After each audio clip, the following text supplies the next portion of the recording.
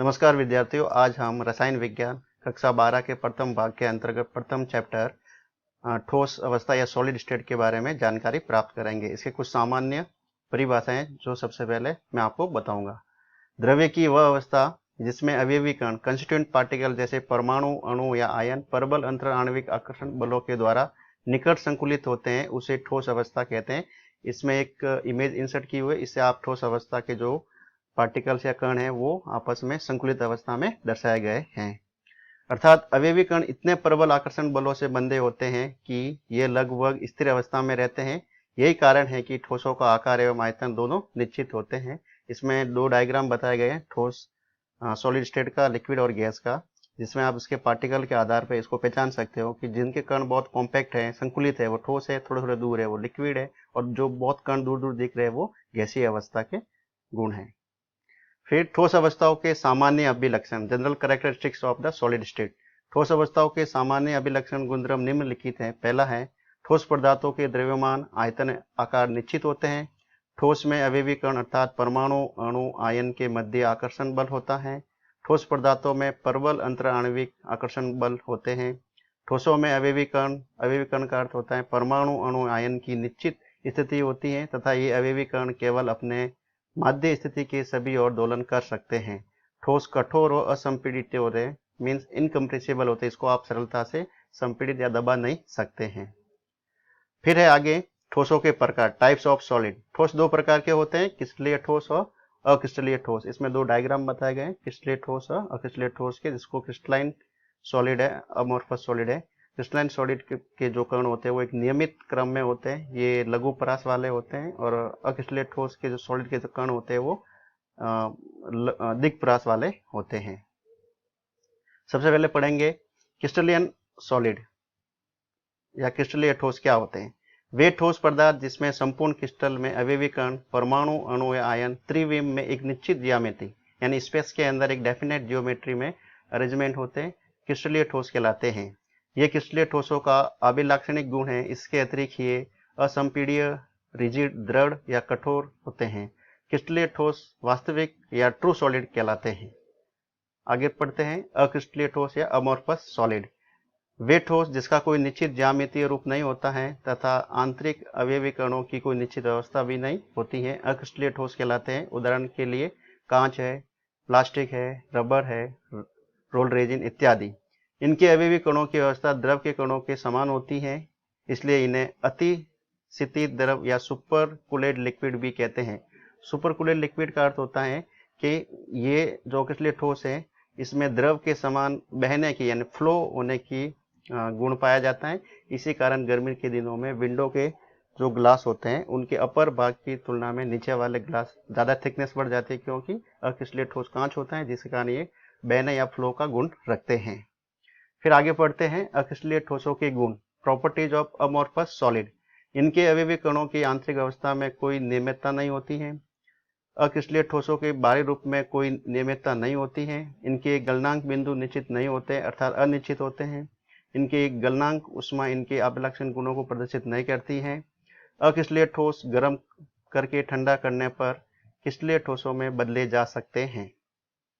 आगे इसमें पढ़ेंगे अक्रिस्टलीय ठोसों के उपयोग क्या है, यानी यूजेस क्या है। अकार्बनिक कांच यानी इनऑर्गेनिक ग्लास अक्रिस्टलीय ठोस होते हैं और इनका उपयोग घरेलू प्रयोगशाला उपकरण बनाने में किया जाता है। रबड़ भी अक्रिस्टलीय ठोस है, जिसका उपयोग टायर, ट्यूब, जूतों के सोल आदि बनाने में करते हैं। प्लास्टिक का उपयोग घरेलू उपकरणों के बनाने में किया जाता है। अक्रिस्टलीय सिलिका का उपयोग सूर्य से प्रकाश को विद्युत ऊर्जा में बदलने हेतु फोटोवोल्टिक सेल के निर्माण में भी कर सकते हैं। आगे पढ़ते हैं, इसमें हम अक्रिस्टलीय व क्रिस्टलीय ठोसों में अंतर। मुख्य रूप से जो अंतर दिए गए हैं इसमें एक पिक भी इंसर्ट की गई, इसको आधार भी देख सकते हैं, और कुछ जो मुख्य पॉइंट है वो मैं आपके साथ में शेयर या साझा करता हूं। पहला पॉइंट है ज्यामितीय, जियोमेट्री। क्रिस्टलीय पदार्थों की एक निश्चित ज्यामिति होती है। अवयवी कणों की आंतरिक व्यवस्था नियमित होती है। दिक्परास की व्यवस्था पाई जाती है। दिक्परास का अर्थ यह होता है कि क्रिस्टलीय ठोसों के अणु आपस में जुड़कर एक लंबी क्रम में नियमित रूप से व्यवस्थित होते हैं, जबकि अक्रिस्टलीय पदार्थों को निश्चित ज्यामिति का रूप नहीं होता है। इनके अवयवी कणों की कोई नियमित आंतरिक व्यवस्था भी नहीं होती, अर्थात लघु परास पाया जाता है, यानी अवयवी कण निश्चित रूप से एक नियमित रेखा के अंदर व्यवस्थित नहीं होते हैं, कुछ कण जिगजैग में रहते हैं। दूसरा पॉइंट है गलनांक, जिसको आप मेल्टिंग पॉइंट भी बोल सकते हो। क्रिस्टलीय ठोसों के गलनांक निश्चित होते हैं, एक निश्चित ताप पर ही पिघलते हैं, जबकि अक्रिस्टलीय ठोसों के गलनांक निश्चित नहीं होते हैं। गर्म करने पर पहले वे अर्ध ठोस हाफ सॉलिड में आते हैं या सेमी सॉलिड हो जाते हैं, ताप बढ़ने पर धीरे धीरे वो द्रवित अवस्था में आ जाते हैं। फिर तीसरा पॉइंट है या तीसरा जो उसका गुण है शीतलन वर्ग, जिसको कूलिंग कर्व भी बोलते हैं। क्रिस्टलीय ठोसों का शीतलन वर्ग असतत होता है, जबकि अक्रिस्टलीय ठोसों का शीतलन वर्ग सतत या कंटिन्यूअस होता है। इसमें एक डायग्राम को इंसर्ट करके बताया गया है, जो ग्राफ के रूप में रिप्रेजेंट किया गया है। पहला जो डायग्राम अ है वो क्रिस्टलीय पदार्थ का है, ब है वो अक्रिस्टलीय पदार्थ का है।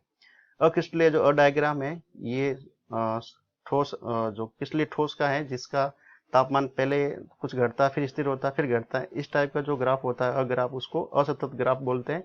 और जो दूसरा जो वक्र जो ब डायग्राम या अक्रिस्टलीय पदार्थ का दिया गया है, इसमें तापमान एक नियमित रूप से नीचे की तरफ घट रहा है, इस टाइप के ग्राफ को या कर्व को सतत कर्व बोलते हैं। जो अक्रिस्टलीय पदार्थ का जो कर्व होता है वो सतत कर्व होता है।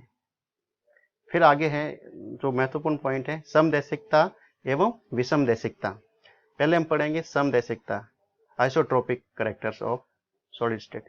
ये गुण अक्रिस्टलीय पदार्थ द्वारा प्रदर्शित किया जाता है, अर्थात समदैशिकता होती है वो अक्रिस्टलीय ठोस पदार्थों द्वारा प्रदर्शित गुण है, अर्थात भिन्न भिन्न दिशाओं में अक्रिस्टलीय पदार्थों के भौतिक गुण जैसे विद्युत, उष्मा चालकता, कठोरता, अपवर्तनांक आदि का मान मापन की सभी दिशाओं में समान होता है। ऐसे पदार्थ को समदैशिक या आइसोट्रोपिक कहते हैं तथा ये गुण समदैशिकता कहलाता है।